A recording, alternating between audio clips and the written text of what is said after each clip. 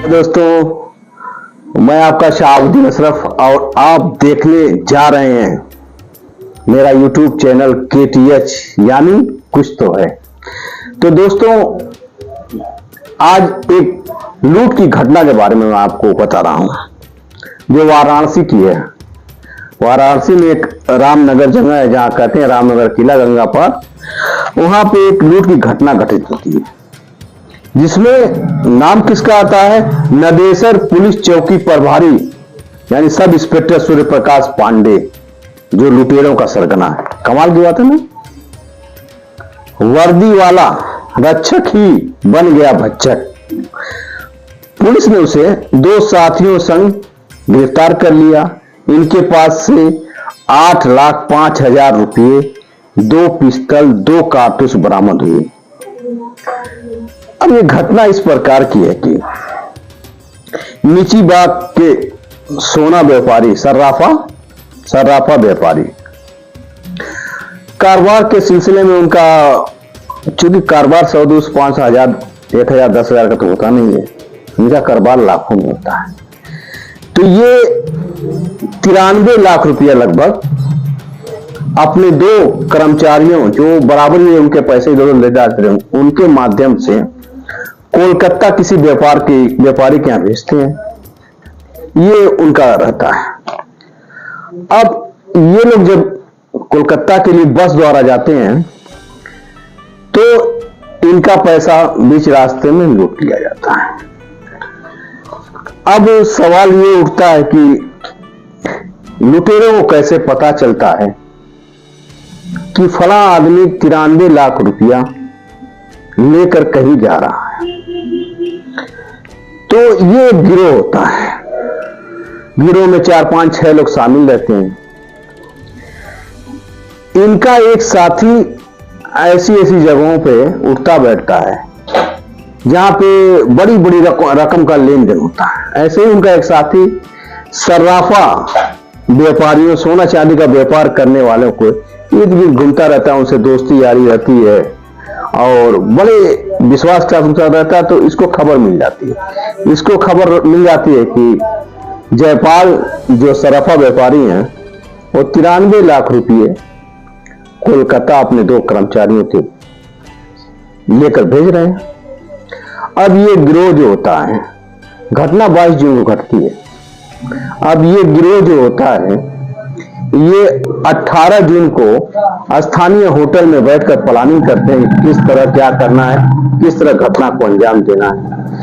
इनके गिरोह के प्लानिंग के अनुसार ये तो समझ में आ जाता है कि इनकी ये पहली घटना नहीं, ये घटना ऐसी करते रहे हैं। तो ये प्लानिंग करते हैं, प्लानिंग के हिसाब से इनको ये भी मालूम है कि ये दोनों लोग बस से जाने वाले हैं। तो जिसमें एक सूर्य प्रकाश नाम के सब इंस्पेक्टर भी शामिल रहते हैं।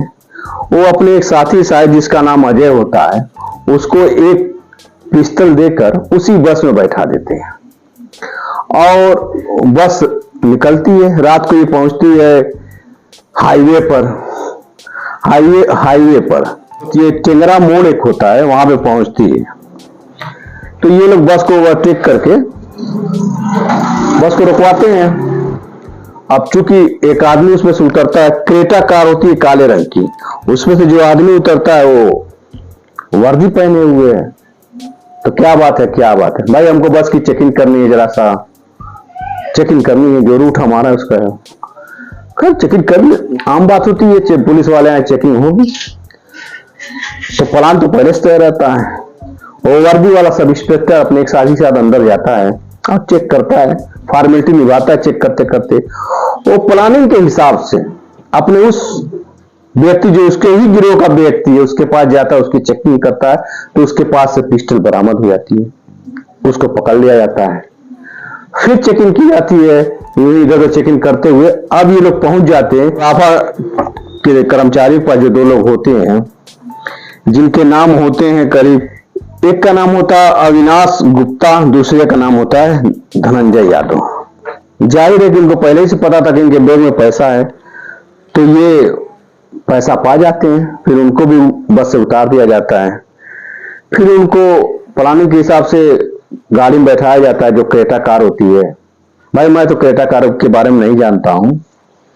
जो लोग शौकीन होंगे गाड़ियों के, जो वो लोग जानते होंगे। बहरहाल उस क्रेटा गाड़ी से उनको सुनसान जगह पर ले जाया जाता है और 93 लाख रुपये में से 42,50,000 रुपया उनसे ले लिए जाते हैं। बाकी पैसा उनको देकर छोड़ दिया जाता है। उनका इसमें जो योजना होती है, जो सोच होती है कि ऐसे वो हवाला कारोबारियों को अपना निशाना बनाते थे और उनका पूरा पैसा नहीं देते थे, आधा पैसा या जो भी पैसा ले लेते थे, बाकी पैसा वापस कर देते, ताकि व्यापारी ये सोचे कि चलो आधा पैसा तो बच गया। और ये पैसा चूंकि हवाला का होता था तो इसलिए वो अक्सर कहीं रिपोर्ट नहीं लगाते थे। लेकिन ये सर्राफा व्यापारी जो थे, जयपाल जिनका नाम है, ये इसकी लिखित तहरीर स्थानीय थाने में देते हैं। 12 कोई तहरीर देगा तुरंत तो रिपोर्ट दर्ज नहीं होती, जांच होती रहती है, जांच में विलंब होता है, रिपोर्ट दर्ज करने में विलंब होता है और इस बीच ये लोग अपना पैसा इधर उधर कर देते हैं जहां सेटिंग करनी होती है। बहरहाल मुकदमा दर्ज होता है, लूट का मुकदमा दर्ज होता है, लेकिन क्या वही पुलिसिया हरकत, जब कुछ नहीं मिला तो दरखास्त देने वाले ही के ऊपर चढ़ बैठो। होता यही है, जो 2 कर्मचारी पैसे ले जा रहे थे उनके खिलाफ ही मुकदमा, जैसा कि मीडिया ने छापा है, दर्ज कर दिया जाता है, वो भी गबन के मामले को लेकर। लेकिन जो जयपाल सर्राफा व्यापारी है वो अपने इन दोनों आदमियों पर बड़ा भरोसा करता है और वो बस ड्राइवर और कंडक्टर से भी जाकर पता करता है तो सारी घटना पता चलती है कि उसमें एक खाकी वर्दी वाला भी था, यानी पुलिस वाला भी था। तो अब सवाल ये उठता है कि ये पुलिस वाला कौन है, पुलिस वाला कौन है। तो जब बहुत दबाव पड़ता है तो पुलिस सोचने पर मजबूर होती है, थोड़ा दिमाग इधर उधर घुमाती है कि बार बार ये क्रेटा कार, वो भी काले रंग की, जिक्र आता है। तो नजर दौड़ा, पुलिस वाले का भी उसमें भूमिका बताई जा रही है, तो नजर दौड़ाते हैं कि यार एक सब इंस्पेक्टर है उसके पास, जिसका नाम सूर्य प्रकाश है, जो मूल निवासी पांडेपुर बलिया का है और वैसे वो लोग जाके बस गए थे इलाहाबाद प्रयागराज में। तो उसके पास क्रेटा कार है, यानी कि सब इंस्पेक्टर के पास क्रेटा कार है। तो क्यों इस पर भी नजर एक बार डाल लिया जाए, पुलिस का नाम भी आ रहा है उसमें। तो अब सर्विलांस पे मोबाइल से पता चला जाता है उसका कि उस वक्त वो आदमी कहां था, यानी सूर्य प्रकाश सब इंस्पेक्टर घटना के समय कहां था। तो घटना के समय वो जब वो जांच की जाती है सर्विलांस से तो पता चल जाता है कि घटना के समय स्थल पर इसकी लोकेशन थी। इसकी मोबाइल की लोकेशन जो बता रही है वो घटना स्थल की बता रही है, फिर वहां से कहीं और की बता रही है। और फिर जो रास्ते में कहीं कहीं सीसीटीवी कैमरा लगे हुए होते हैं, जहां भी लगे होते हैं, उसको भी खंगाला जाता है तो उसमें भी दिखाई देता है और उसकी हरकत कुछ अजीब लगती है, संदिग्ध टाइप लगती है। बहरहाल इस काम को क्राइम ब्रांच एसओजी को सौंप दिया जाता है। एसओजी अपना काम करती है, एसओजी अपना काम करती है और रामनगर में ही सूर्य प्रकाश सब इंस्पेक्टर को पकड़ा जाता है, उसके साथ उसके 2 साथियों को पकड़ा जाता है, पीछा करके पकड़ा जाता है कि इस वक्त कहां पे है वो। तो उनके पास से 2 कारतूस, 2 तमंचा, और मैं समझ रहा हूं कि बताया हूं मैं आपको कि 8.5 लाख रुपए भी बरामद किए जाते हैं। 8.5 लाख, 8,05,000 रुपये उनके पास से मिलते हैं। पुलिस उन्हें गिरफ्तार कर लेती है, पूछताछ होती है तो पता चलता है कि यही लोग, इनके 3 साथी और लोग हैं जो भागे हुए, इनकी भी तलाश है। तो पुलिस जैसी भी हो, पुलिस में कुछ लोग खराब हैं, लेकिन हमारे साथ जब भी कोई घटना घटती है तो प्रथम दृष्टिया अगर कर्तव्य निभाने वाला पुलिस वाला होता है, अपनी वर्दी की लाज रखने वाला पुलिस वाला होता है, तो क्राइम करीब करीब रुक जाते हैं। और जब वही पुलिस वाला अपने फर्ज और अपनी जिम्मेदारी से बचता है तो क्राइम हो जाते हैं, बहुत सी घटनाएं हो जाती हैं। तो इस घटना में जब पुलिस वाले का नाम आ रहा था तो पुलिस वाले अपने इस दाग को मिटाना चाहते थे। और मैं बधाई देता हूं, सैल्यूट करता हूं पुलिस वालों को कि उन्होंने इस लूट की घटना का पर्दाफाश किया। और जनता से अपील भी की गई है।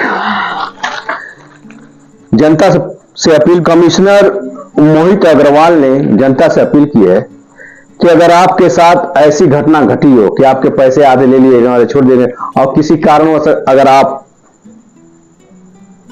चुप हो गए हो तो आप सामने आइए और हमसे बताइए, ताकि ऐसे अपराधियों के खिलाफ कड़ी से कड़ी कार्रवाई हो और कानून का भरोसा कायम रहे।